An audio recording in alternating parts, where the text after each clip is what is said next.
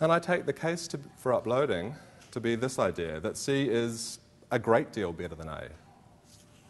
It's a great deal better than A because you really get all of the enhancements that are possible if you turn your brain into technology. You know, it gets massively, massively more powerful. Whereas B is not necessarily much better than D. So you may die, but there are circumstances in which people die anyway. So there you are, dying of cancer. I mean, that might be a set of circumstances in which you say, well, why don't I give it a go? I mean, if I lose, I lose, but I'm going to die anyway. So I take it that that's kind of a summary of the rationale that would be Kurzweil's response, why you should upload.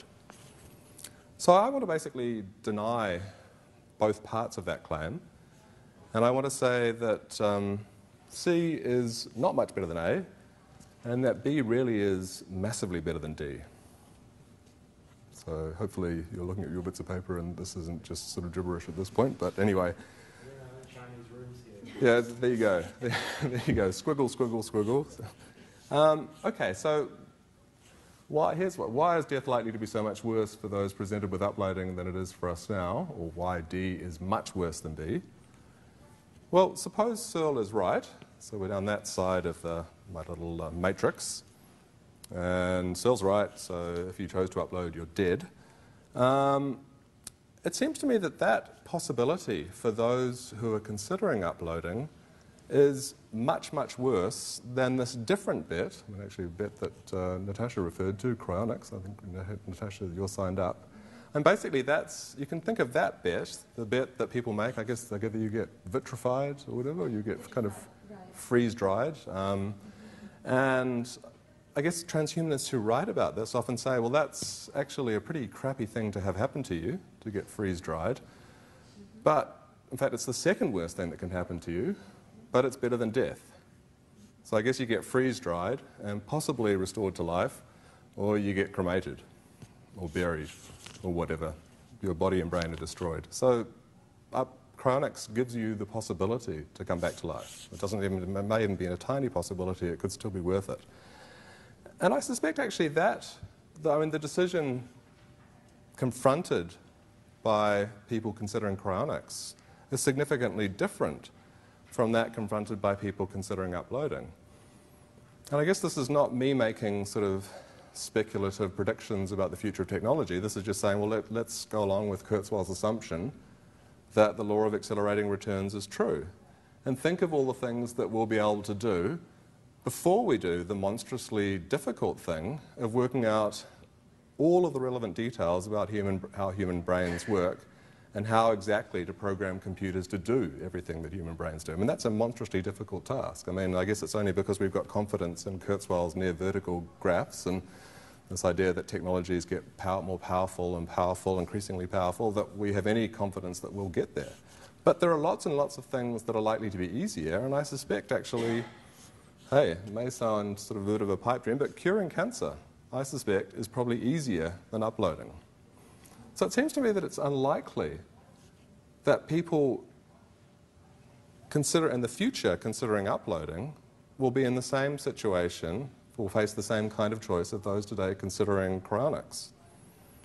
And I guess if you want some details on that, have a look at this wonderful human being you can track down on the internet, Aubrey de Grey, fantastic beard.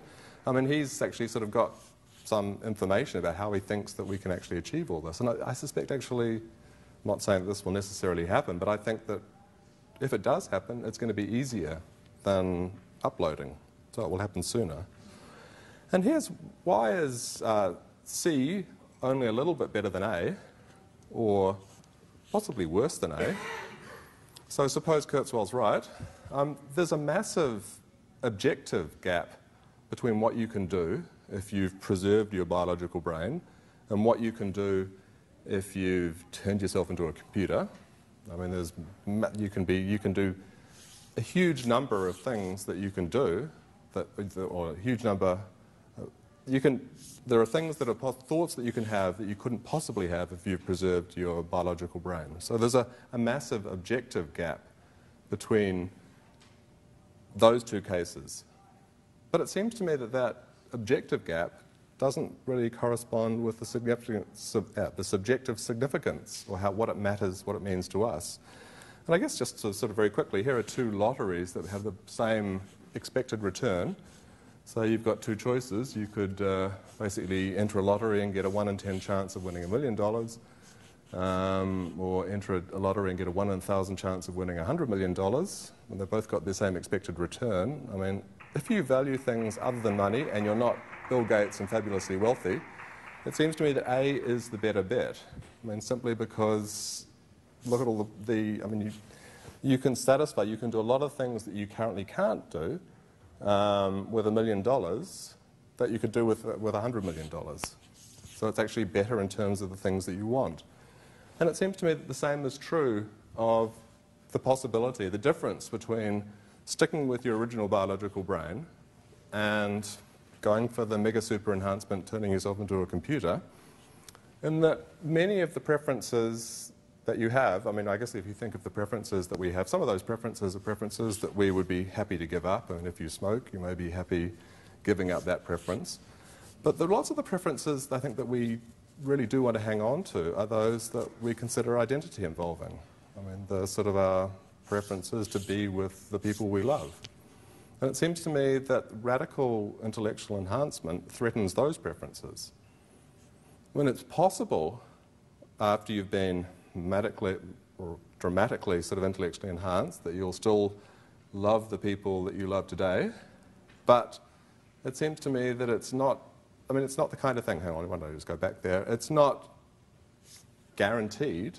In fact, I suspect that radical intellectual enhancement of the kind, of the degree that Kurzweil's aiming at is a little bit like, I mean, you and your partner go in, it's a little bit like going to your respective employers and asking to be randomly relocated. You might end up at the same place. You might end up both being sent to Wellington, New Zealand, and that's fantastic.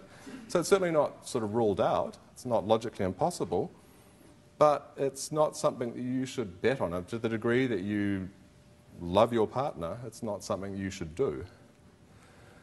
So I guess this is just a very sort of quick sort of conclusion. Why,